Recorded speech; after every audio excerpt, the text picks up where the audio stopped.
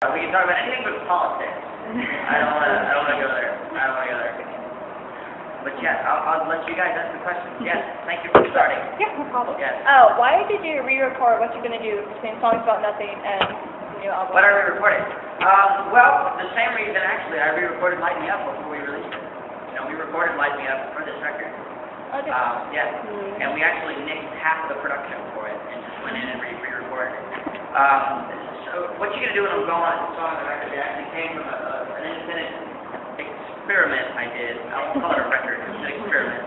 An independent record called Songs About Nothing. And the reason I re-recorded was because the first one just didn't, I don't know, it didn't vibe well with what I'm doing now. Yeah. You know?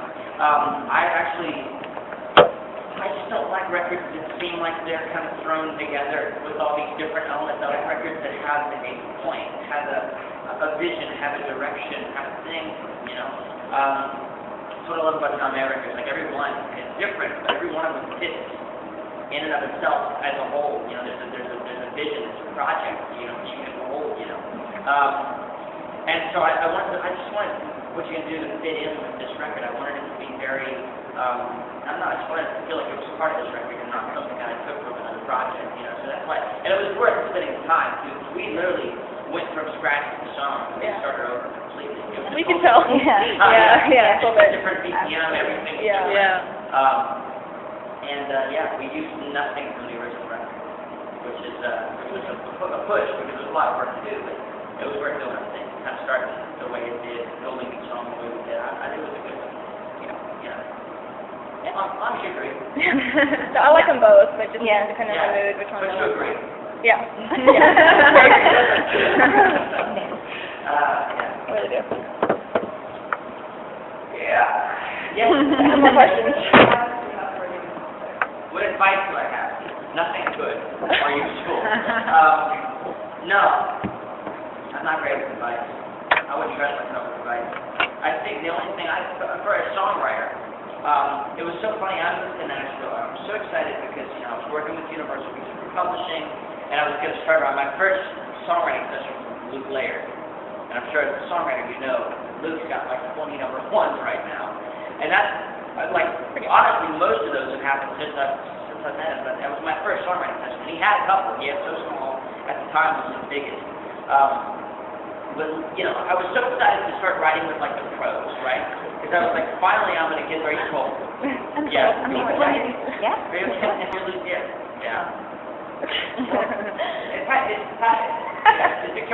warm it up in here? Is that possible? Yeah. Do you want mine? I'm going to fall on my face. Yeah, that one. Sorry. You're all good. That one's pretty thick. Yeah, like. It's wonderful. Earlier this week. Kind of longer, anyway. I have a problem wearing it on, so it's pretty much things. But no, I was really excited to move to Nashville and write with the pros and like learn the right answers. I was so stoked. And I said, finally, I'm going to learn the right way to write a song. And what I learned was there is no right answer. There's no right. There's a couple of wrong answers. You want to be careful, watch out for those. But there's really no like. There's no one way to do things. You know, that goes for studio, that goes for live shows, that goes for everything. This is such an art-based industry, and it's so weird because it is two words. It is music business. There's a lot of business. I don't worry about business. I don't deal with that crap. I have other people. That know what they're doing. I let them deal with it. You know. But the cool thing is, you know, there is no wrong way to do it. You know, you sort of find what works. You sort of find what works, and you find your groove, and you find your thing and your path, and you sort of make your path. But it takes a while to learn that, and there's no. Like I said, there's no right or wrong way. So I think what I can say is be yourself, write the way you want to write, what you want to write about, you know. And contrary to popular belief, you don't have to write drinking songs, you know. That's happening a lot lately. But you can do whatever you want to do. You can write what you want to write about for yourself, you know, for sure. That's the best piece of advice that I can give you, for sure. Yes. In Nashville, someone had asked you what was on your chain, and you said you would look at it later. Read it. Did you ever figure out what it says? This chain? Yes, that. Yeah, well, there's a couple different things. This is still hard to see. This one was given to me, actually. And it's St. Agnes and St. Sorry, I can't read. I thought it was St. Cecilia, but St. Cecilia. I think St. Cecilia, because that's the town next to Brokerage where I'm from, so I'm immediately saying St. Cecilia. But St. Cecilia, basically patron saint of music, or a patron saint of music if you want. So it kind of fits with my thing, my theme, my thing. Yeah,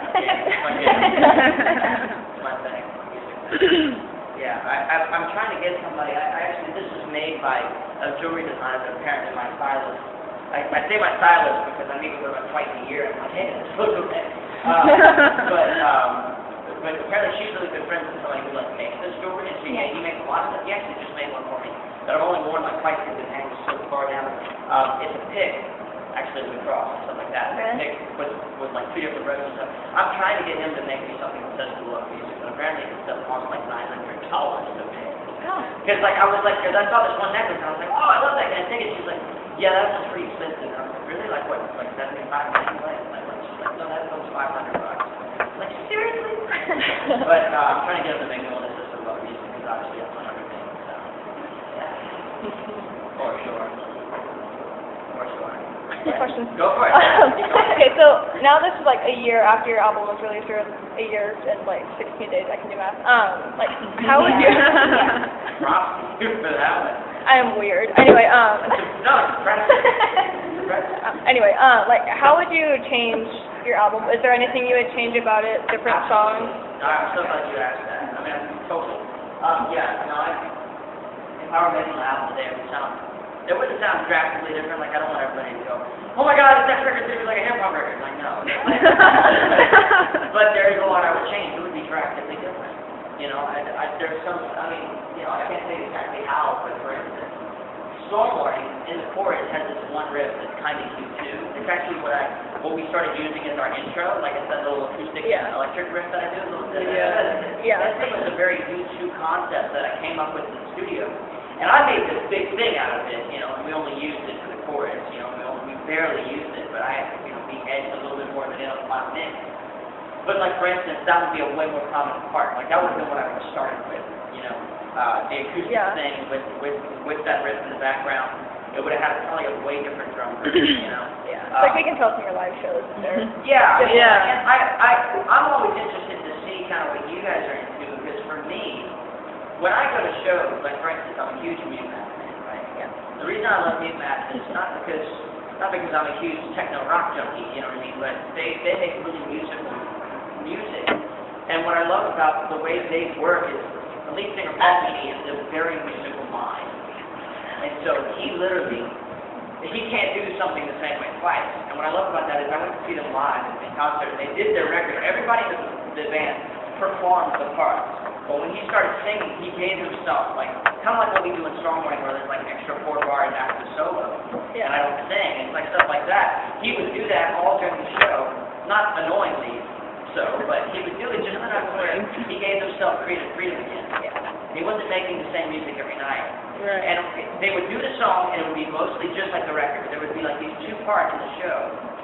In each song or whatever, they'd pick certain songs that they'd do this to, and there'd be 2 parts where there's space, and all of a sudden he'd come up with that night, nothing like the last night, this brand new riff, right? He'd be singing this totally new melody, this really hooky melody, this brilliant thing, and now naturally you gotta be Paul Meany good to do this, but he would just, I don't know, it's just every one of them gave themselves creative freedom, they gave themselves the license to just do that every night.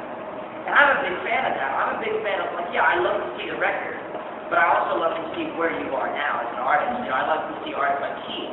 Keith changes it up just enough where he stays interesting. And it stays honest. He's not playing the same arrangements he did 5 years ago for the sake of playing the same arrangements he did 5 years ago. He's playing that arrangement, but he's modified it heavily. But I'm cool with that. As an artist, I want to see him.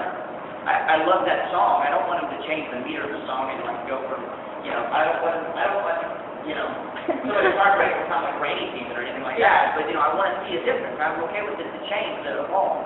And I'm very much that way too. And you can see sort of in our shows, I keep a watchful eye on the arrangements so that they don't change drastically. But I feel like just creatively, I get so sick of doing the same thing over and over and over again. And if I just keep doing it, then it's no fun for me and it's no fun for you. Yeah. You know, everybody's like, wow, he wasn't interested in that show. You know what I mean? And I want to be, and that's why I do it, because I love it, you know? And so we've changed a lot. This show in particular has a lot of new arrangements, you know? Little things, subtle. But, you know, but that's going to continue to happen. You know, that'll happen probably in January next year when we start, like, reforming for the new show, whatever we do next year. We'll probably go in and reinvent some things, you know, and I think that's okay. So, like, I even noticed, like, those 3 shows I went to within 4 days, there were still, like, parts of, like, solos and stuff that were different. Yeah. I'm just like, you didn't do that last week, or last Absolutely. night, or whatever. Yeah, no, I love changing things. Yeah. It's actually the least I've ever changed between 55 shows. I mean, Oh, wow. we've kept it pretty good, but compared. but you got to change it. You got to change it up. And actually, we're probably going to throw in a new song next week to the show. Like, things like that. So, like, next month, too, so I'll be It's got to watching. stay interesting, you know. It's got to stay interesting for us. And I believe that same thing will happen with my album, with my, you know, my stuff. It's going to be, you know, the next album. It's going to sound quite different from this album. Okay. And yet it's going to sound exactly the same. It's the same person, you know. I leave it at that. I have my identity, you know. Yeah. So that much will stay the same. Again, like I said, same thing.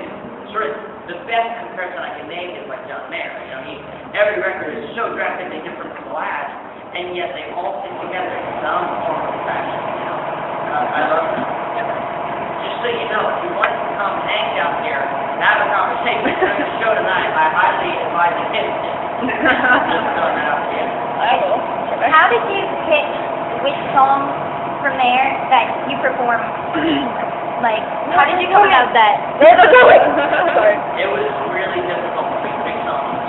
I knew how long our show had to be, and how many songs that means we're actually playing more songs than I'm supposed to. Yeah. I think we're actually going over a little bit. We got to try to rein it in, but it was just really difficult. Like, two favorites, like the two that, two of the ones that you don't play. That's what I was just wondering, like, how you went about it. Like, I love them all, but no, there's just, I will. Don't worry about it. No. There's special meaning behind two of them. Yeah. So my guess is where we left off. No? Barbecue? Yeah. Yeah, we're just throwing that back in the show. But not tonight, of course. Not tonight. But no, it's Cry With You and Face Fall Back. Because we auditioned Faith in this show, and it just didn't work. You know, like you just didn't have the thing. I don't know. yeah. Something about that song. I know. I have rearranged that song at least 15 times. Like literally, this just rehearsing for this show. I said I've learned in the show. It has to be the show. I love this song personally. It means something to me. I have to have it. So we went in and we rearranged it. We didn't like it, so we started from scratch yet again. And we rearranged it again. We ran it through the show. It's like it's still not working. Like it's still, it was missing something. It just completely lost me in watching the show back. Just as a, you know, as someone who's not familiar with music. And I mean, again, you know, my original idea for the score, by the way, which I think we're actually going to end up going back to eventually, but was welcome to the set of Star Wars, ladies and gentlemen. The original idea was to have the fourth song every night be an empty set, be an empty song on the set of this. And then we were going to have, like, basically we were going to rehearse all the other songs that we're not doing, and we were going to throw it into that spot. Every night it was going to change. The problem with that is I don't have a guitar tech. I do have a guy that helps me, but he only has like 5 minutes to do the show to help me, and every other guy on the band, everybody has to be so programmed and slotted in, especially lighting-wise. For this show, everything has to be so tight, I couldn't do that. I ran into the problem. I was talking to the team, and they're like, yeah, the only problem with doing that is that you can't actually be spontaneous, so it's going to defeat the purpose, so you might as well pick something first. Of course, I'm going to change it anyway, so I let them have their fun on the first half before, now I get to have mine. But it was tough for me to pick a song for the show, and I'm still missing 3 or 4, Faith being one of those, Cry With You being one of those, and Where We Left Off is one of those as well. So they're all 3 probably going to find their way back into the show in the next couple of weeks, just because I'm missing them greatly. And I'm sorry, that was terrible. But, yeah, I mean, there's a lot of songs I miss. Again, but that's the cool thing. This show was not designed to be the same thing that my headline show is. This show is kind of a commercial for our headline show. I wanted to hit all the major points and show everybody kind of the ups and downs of our 2-hour-long show and sort of abbreviate that in 40 minutes, which is impossible to do. But we came close. We're really close. And we're constantly doing that. Where are we next? I think we're in Springfield, Missouri tomorrow night. Yeah. And then we're back in Nashville for a week, which I haven't been in Nashville for like a month and a half, so I'm definitely in hometown. Got a lot of laundry.